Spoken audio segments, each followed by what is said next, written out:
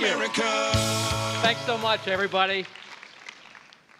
I'll tell you, you're having a great conference. I've been watching a lot of it, and congratulations. I told Charlie Kirk back a minute ago backstage, I said, hey, you need a PR guy. I'll be your PR guy anytime. I said, I think it's absolutely amazing what Turning Point is doing and the difference you're making across the United States.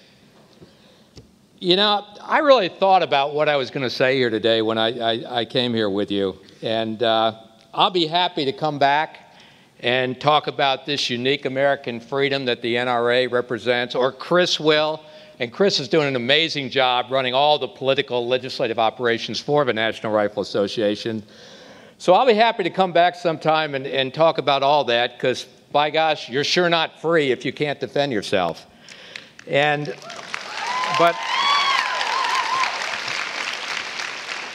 But I really thought about what I was going to say here today, and I hope you'll think about it, and I hope you'll take it to heart.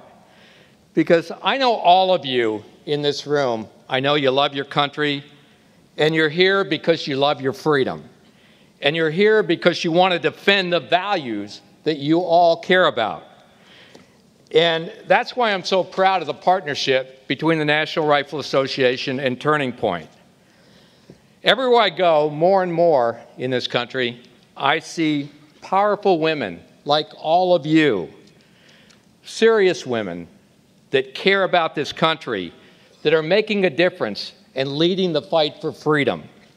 Whether it's on TV, whether it's in local communities, on college campuses, when I see freedom challenged and threatened, these days I often see a strong, articulate, educated, savvy woman out there defending our rights. When it comes to defending freedom, you, all of you, and American women like you are becoming the very tip of the spear. So I say, God bless all of you, freedom-loving American women. We need more of you every day to step up, and thank goodness you are.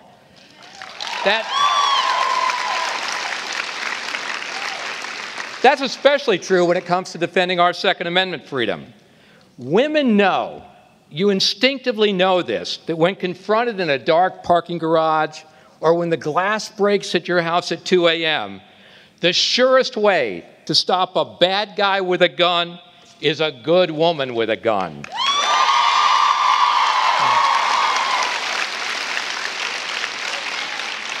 A good, strong woman with a gun, like Capitol Police Officer Crystal Griner, who put herself in grave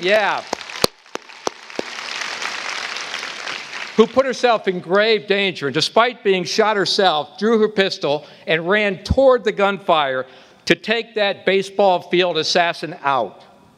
Crystal Griner and her fellow officer David Bailey are the real heroes, and thank God on that fateful morning, it was proven once again that the best way to stop a bad guy with a gun is a good guy with a gun.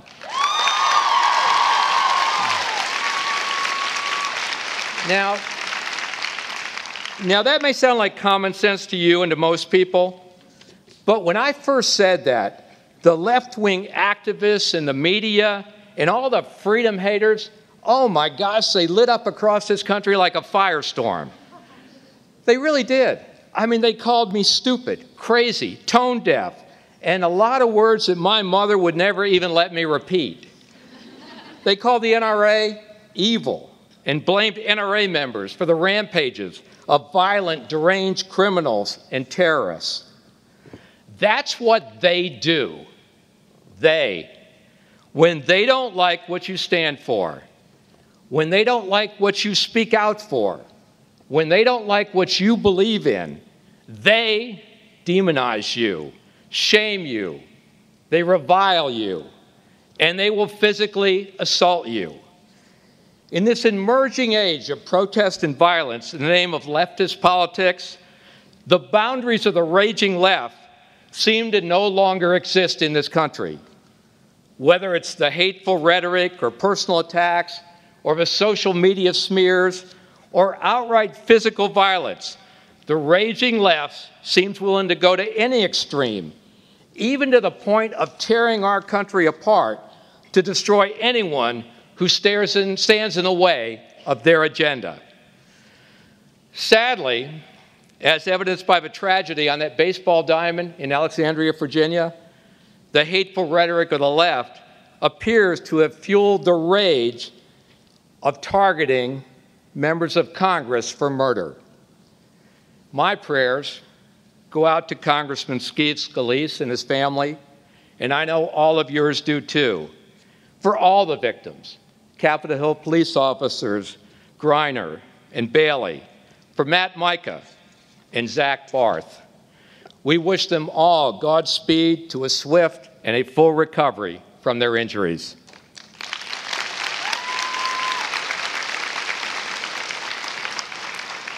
Yet even in the wake of that terrible tragedy, the left in this country, they rage on. All you have to do is look at what they're doing to President Trump. The president, like me when I was younger, and like many of you sitting in this room right now, in fact, probably all of you, reached a point in his life where he realized our country was headed in the wrong direction, and he committed to go out there and do something about it. He charted a new course for America, and Americans all over this country responded, and they put him in the White House. But the president's mandate was the leftist worst nightmare.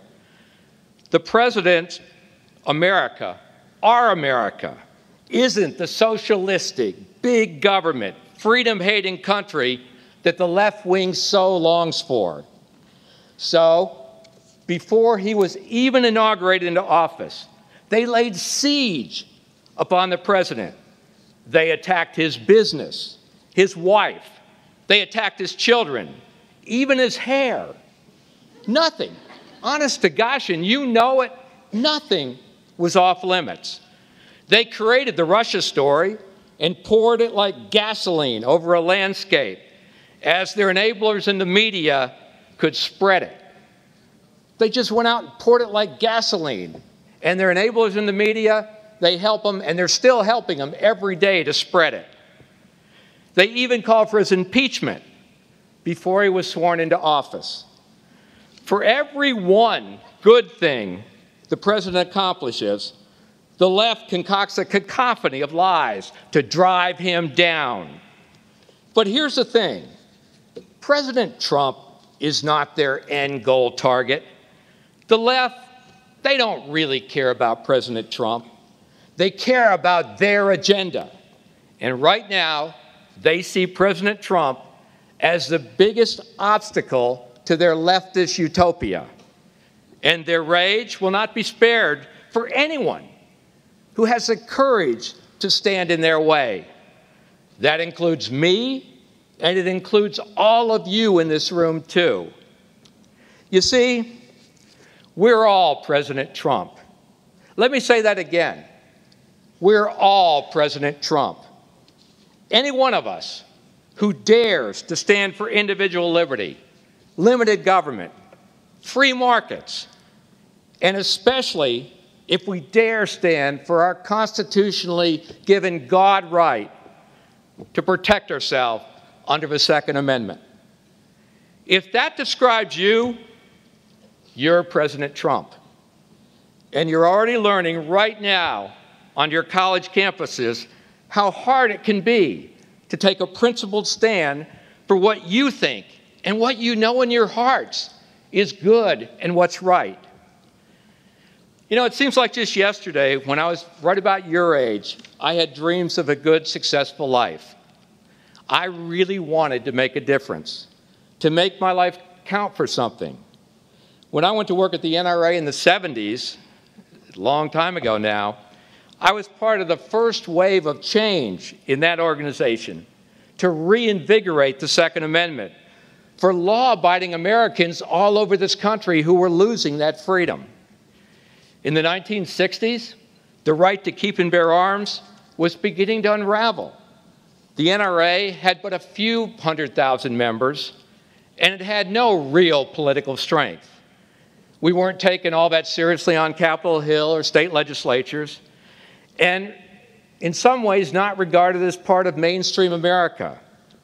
Now, today, as you sit here, almost 40 years later, I am witness to the greatest thing that can be accomplished if you stick to your guns no matter what and stick to what is right. A real difference in making a difference for freedom in this country. Now the NRA is an organization that, my gosh, it has 5 million members. It has 25 million people that tell the pollsters they're NRA members. The right to carry for personal protection has become a national movement in this country. And get this, more women in this country own firearms than ever before. Yeah.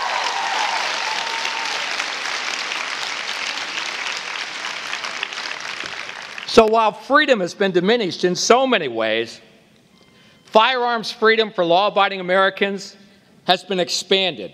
And today, the Second Amendment is stronger than ever. And the NRA stands squarely in the middle of mainstream America and is more respected and viewed more favorably than both chambers of Congress and either national political party. I'm proud of that. And I'm proud of the NRA. And I'm proud of all that we've accomplished together, because all the NRA is people, one by one, all over this country, in their hearts, determined to stand for freedom and make a difference. And I know you're proud of that too. So I can look back over 4 decades of my life, going all the way back when I was sitting in a chair just like you now. And I can honestly say that the dreams of my youth have come true. My life, my work, it's meant something. It's counted, but not without cost and not without heavy burdens, unimaginable obstacles, and unbelievable attacks. For 40 years, they've come after me. They've come after my family, and they've come after my friends. Evil, deranged, crazy, whack job, nut, Satan, Darth Vader, screwed in the head, delirious, dystopian, liar, murderer, un-American, insane, wicked, criminal, sinful, immoral, madman, disturbed, unstable, unbalanced, unhinged, off my rocker. Seriously, all of that was either on national television or printed in one of the major newspapers in this country. I've been lied about, made fun of, shouted at, attacked with acts of violence, and called the most worst unimaginable names. My personal life and the personal lives of my family and friends have been violated. That kind of sounds like what our president has been going through right now, doesn't it? I know what it feels like, surrounded by a left-wing army hell-bent on your destruction at all costs. When I was your age, had I known the avalanche of adversity and destructive forces I would be forced to face in my own life, knowing what I know now, by gosh, I would do it all again in a minute.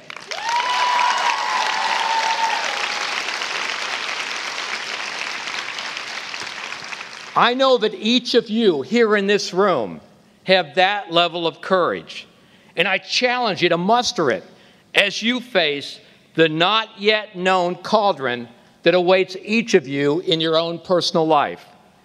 It can be lonely, it can be hard, and it can be a sometimes paralyzing experience. And that's their goal, to paralyze President Trump, stop him from any accomplishment, and destroy his presidency and in the process our nation. Yes, many on the left truly believe that America as we know it must be destroyed so it can be rebuilt into the warm bath of socialism they dream of. You know, President Trump, he doesn't have to take any of it. He could easily spend the rest of his life enjoying his financial success. He could easily just say, screw the country, and live out the rest of his life on the best golf courses and yachts all over the world. But he won't. He won't do that because he loves this country every bit as much as we all do. And when you care that much, you never give up. So here's a prediction. I want to make it right now. Here's what I believe. The media won't like it, and the rage of the left, oh, those ragers on the left, they might twist off even more and go even more crazy or more violent. But President Donald Trump isn't going anywhere, and neither are we.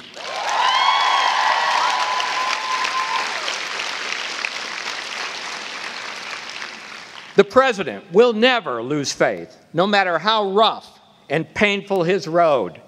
Our president will never lose sight of what he has set out to accomplish for our country and for our freedom. In fact, I'll tell you what, I predict a boomerang effect. The leftist provocateurs in the media may not have considered this, but what if they don't succeed in bringing him down? After all, their whole strategy is to tear the president down to the point where they believe President Trump will succumb. But what if he never surrenders, never loses faith, never gives up, and never gives in? The raging left will have created one of the toughest, mightiest political forces in American history. They will have created a true American majority standing up to the left and the elite media in this country for the real majority in this country in defense of our freedom. And that movement is going to be unstoppable. And that's why we must all never lose faith, not in our president and not in our country. It's our duty, each one of you in this room right now, it's our mission on this day and every day as we go forward to support our president and defend the values and the freedoms that have always made this nation, the United States of America, the greatest nation on earth. We've got to have the president's back, you and me, and a majority of the Americans that are just like us all over this country, because we are him. We're Trump. We want our great American country preserved. We want America to remain prosperous and strong and free. Your life's journey is just beginning. It's a real exciting time, I know that. I can see it on your faces. It's filled with aspirations and hopes and dreams of a well-lived life. But make no mistake, that journey is going to be a bumpy road. It's going to be filled with adversity and potentially devastating attacks. But take it from me, take it from our president. If you push on, if you move forward, determined to never surrender your values, commit to your goals, no matter what the cost, go out and fight for them. If you do that, you will prevail, you will succeed, your life will mean something beyond your greatest dreams. Your life, every single one of you, will count.